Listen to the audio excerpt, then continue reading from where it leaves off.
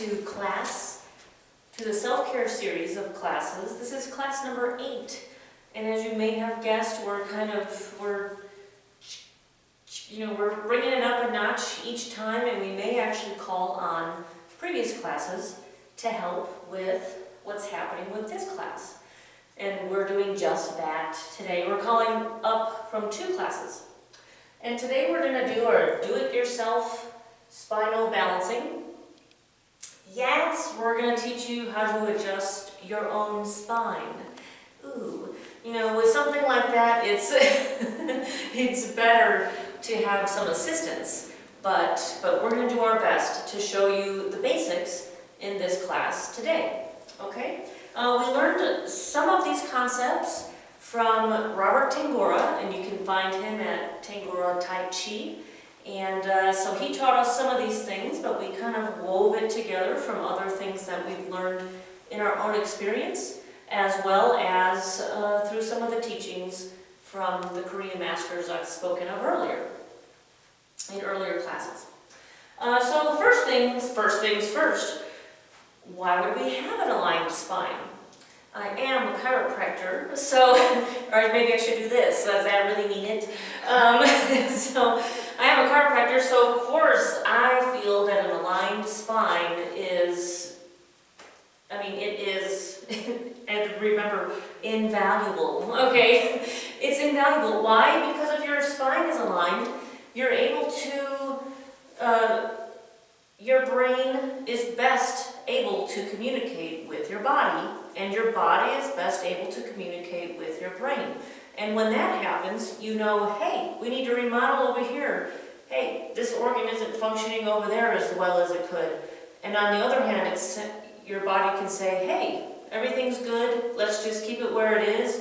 We just have to alter a few of these levels, and we'll be in homeostasis. Homeostasis meaning balance. Okay? So, but with our spine aligned, form follows function, and function follows form. So we want to keep everything, our spine, our support, communication, coordination, balance, we want all of that to come into play. That's why you need your spine aligned. Okay, so what if your spine's aligned? Well, you want to be in balance. And balance truly is the key to a happy, healthy life. Balance key, happy, healthy life. Yeah, there it is. Okay. And we really have found that. A balance between your left side and your right side. So L stands for left, R stands for right. Balance between yin and yang. Between your parasympathetic nervous system and your sympathetic nervous system. Our natural state should be in a parasympathetic state of mind or state of being. Sympathetic is more fight or flight, flight or freeze, I would say. And then parasympathetic that's when we digest our food, when we rest, and when we heal. And so we want to make sure that we're not constantly like this. We want to at least, be, somewhat relaxed on occasion, maybe not too chillaxed. If you're too relaxed, that's not good either. You need to have some sort of a balance between movement and rest, between giving and receiving. So, okay, that point's hammered home. So we have those things, and we can do that with our do-it-yourself spinal balancing. Oh, that's so cool. I think it's so cool. And so our goal is to have a smooth, flowing, yet stable energy and movement. So smooth, flowing, but stable energy, and smooth, flowing, stable movement. So the type of energy we have is going to describe the type of movement we produce. If we have choppy energy going through our system, whether it be through our spine, through our energy meridians, through a cell, through anything, through an organ, we're going to get choppy, stagnant movement, right? If there's no movement, well, then it starts to kind of stiff in, and it's just, the thought of it's just horrible. So that's what we're going to get. If our energy is, kind of flaily, we're going to get flaily movement, right? But if it's nice and smooth, we're going to get nice, smooth movement, like a cat stalking an egg. I guess maybe there's a little bit of that. Should I go? No. I'm hungry. I don't know. So with the energy is gonna translate into the movements that you're making, and you can palpably feel that. But perhaps the reverse is true too, right? Form follows function, function follows form. So perhaps the movements that we make also affect our energy. So we've got our energy affecting our movement, and our movement affecting our energy. And those two things, when you can look at them and combine them or weave them together, if you will, it is dream weaving, self-care, isn't it? I think that your body will just be happier and healthier, and so will you, just as an entire being. So how in blazes can we affect our energy? Well, remember, breathing meditation. That's one way we can not only build our energy, but we can help smooth the flow. We can help bring it into balance. And so, remember way back in class number 5, we did the sleeping lion pose. We did a breathing meditation with that.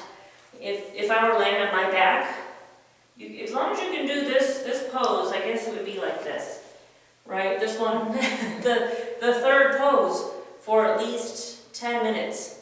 You'll have enough energy to do the do-it-yourself spinal balancing and actually move the vertebrae that are within your spine by yourself.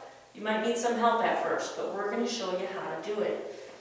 Another option is doing sticking chi to the spine. Now, when we learned this with Robert Tangora, we did sticking chi to the spine at least for several hours before we had enough energy to move our vertebrae. But what we have found, what Jill and myself have found, is that the sleeping lion pose helps bring enough energy into your body in order to perform this do-it-yourself spinal balance. The other thing that we need to have in place is awareness, right? Staying present. So being fully present, we need your presence here. And you need to focus. Sometimes it's hard to find those little buggers, especially when you've been ignoring a part of your body for a long time, or even for a short time. Then you're going through trying to find your energy, and then all of a sudden you can't find it. And you're like, well, I can't feel that particular one, or it really feels stuck. So you work with it. You give it a little love, a little time, a little attention, and we can get things moving. And so while we're doing the demonstration, we're also going to show you some attenuation moves. What in blazes does attenuation mean? Well, in chiropractic, we'll use this to help adjust a person's body so that there's a reduction in force in a specific area within, as a chiropractor, within the spine.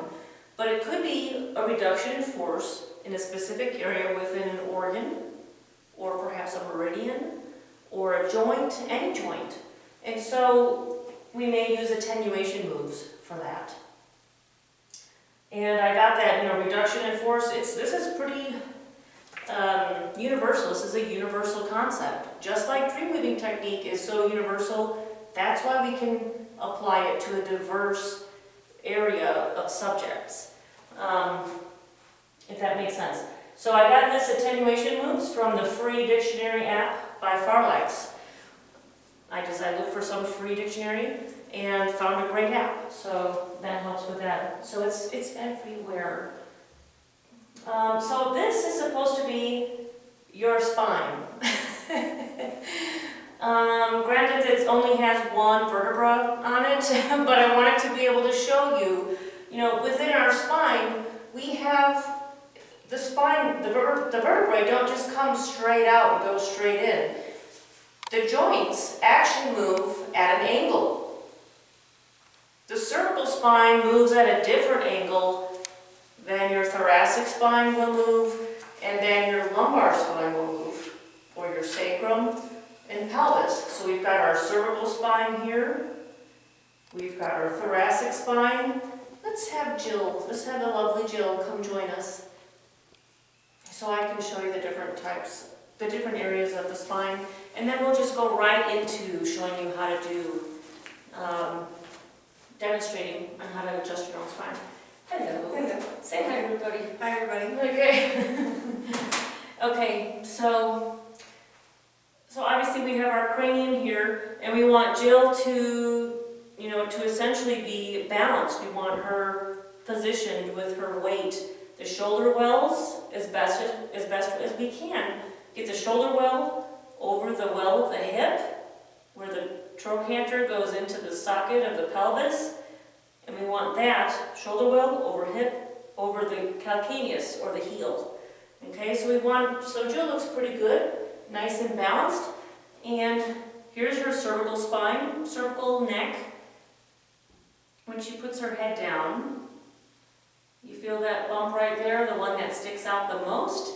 That's C7, or the 7th cervical vertebra. So we'll have her pick her head right back up. Ooh, something crunched.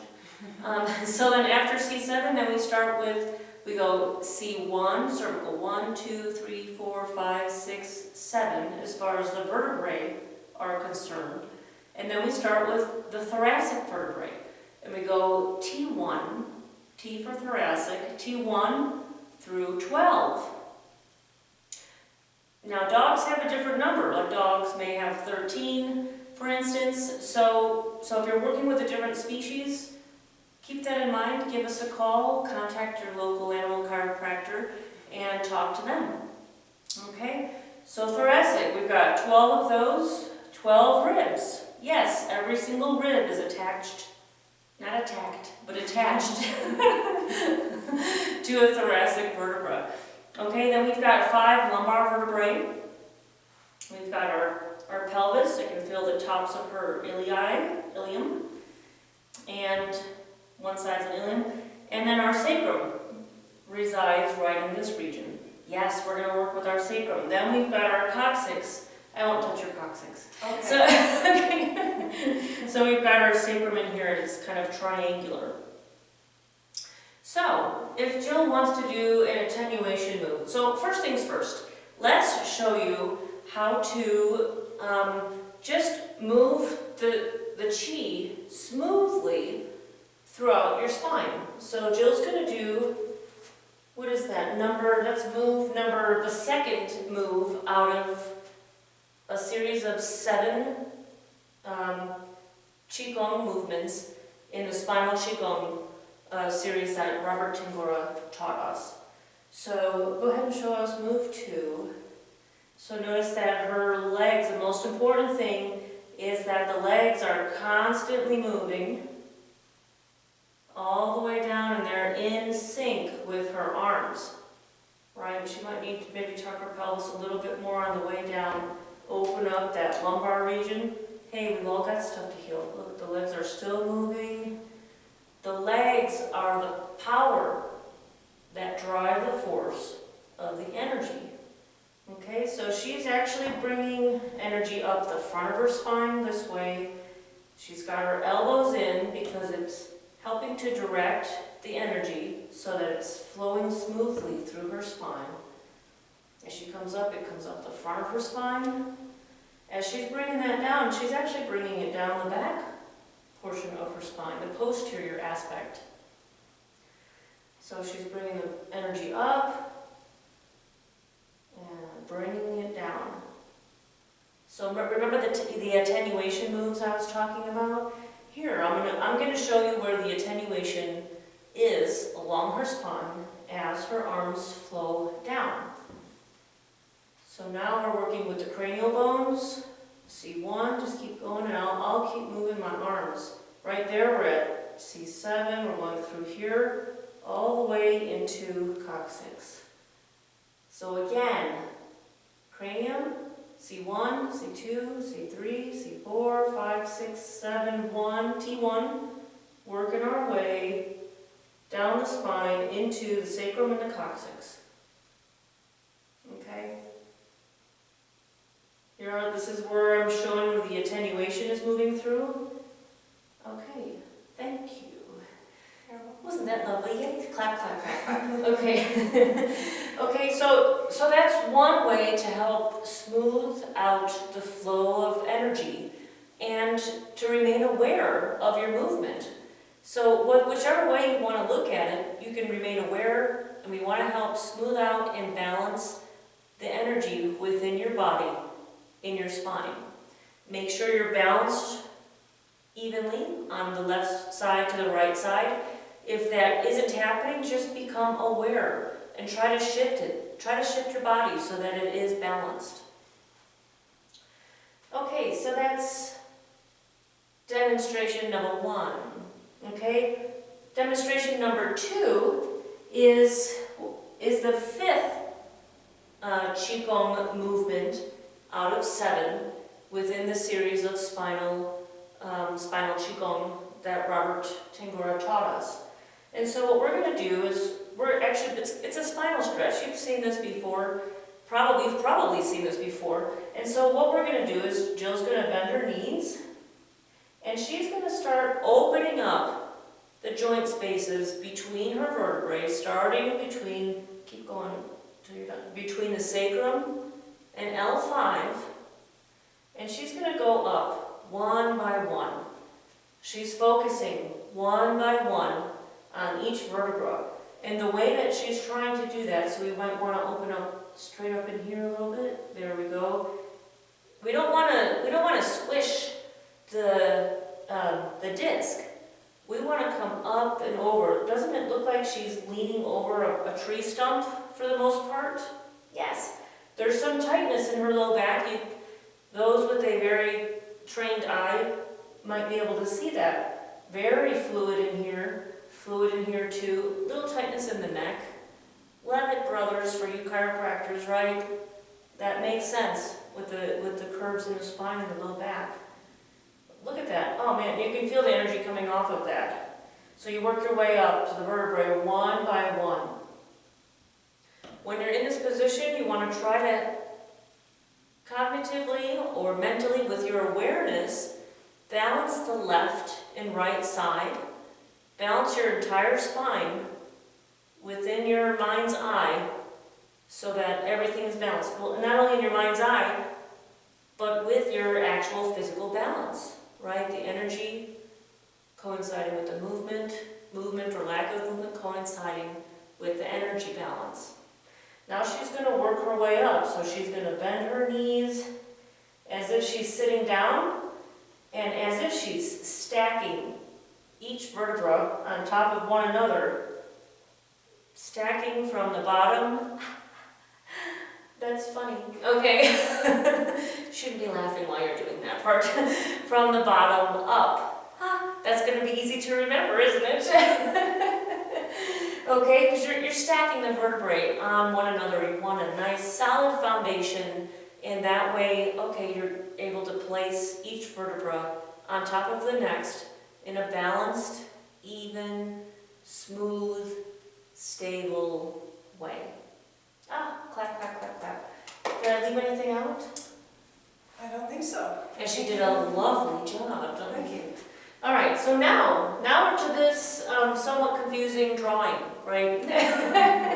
So again, these joints move at an angle in the cervical, and they change. The angles change throughout the spine. We're just going to keep things basic and let you know, realize that most of the vertebrae actually move at either a 30-degree angle up by the cervical, in the cervical region, or 45-degree angle over in the thoracic.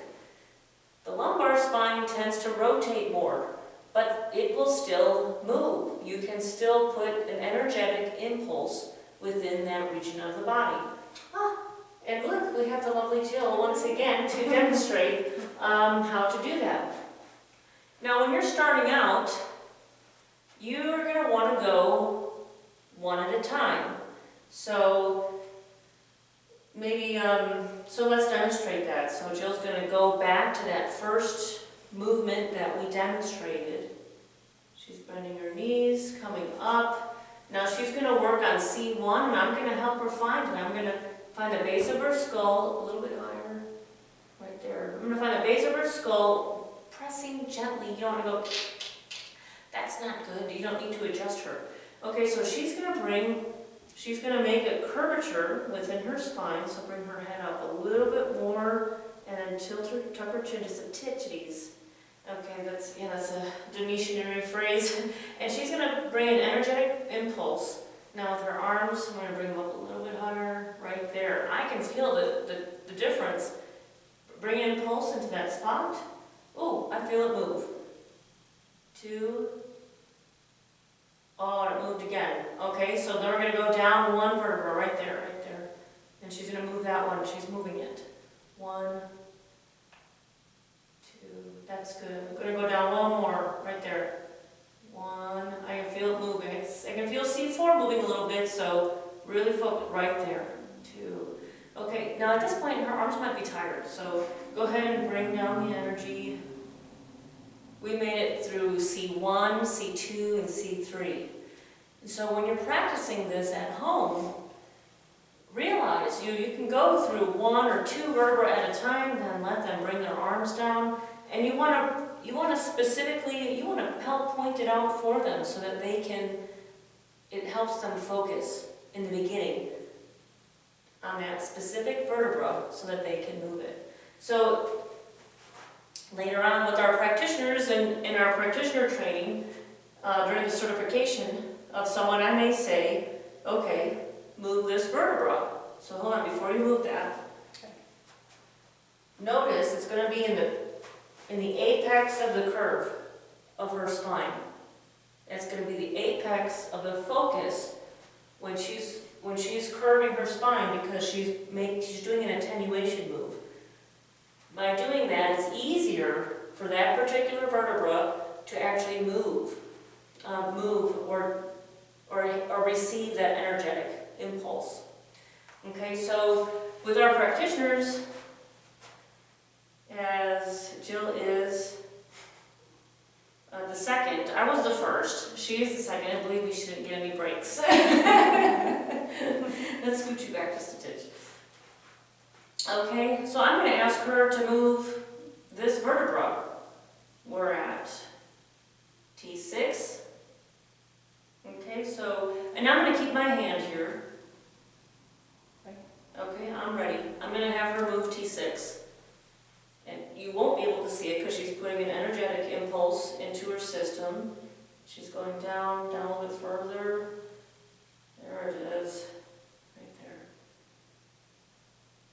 Yep, I can feel it move. Yeah, boy, she really had to focus on that one. Let's find a hard one for her.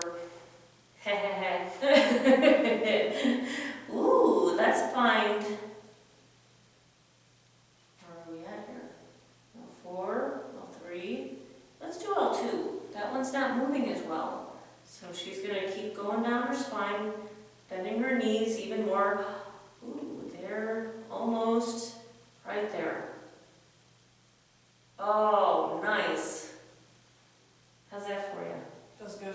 Yeah, it does. It feels so good. Okay, what about your sacrum? So she's going to bend even more. We're going to move your body up this way. And yeah, there we go. Right, bring your hands down lower. Hands down. You're not quite there. A little bit more. Right there. So she's actually at the base of the sacrum. Ooh, that one's kind of tough for her to move. It's hard to focus on that one. There we go. And then bring in all the energy down. After she's done with that, she's going to move through one more time, maybe a few more times, just to make sure everything's flowing smoothly so that her spine is balanced. I think this is the coolest thing to be able to do. When you're first starting out, go through it one by one. It may take an hour. It sounds crazy, but it may take an hour.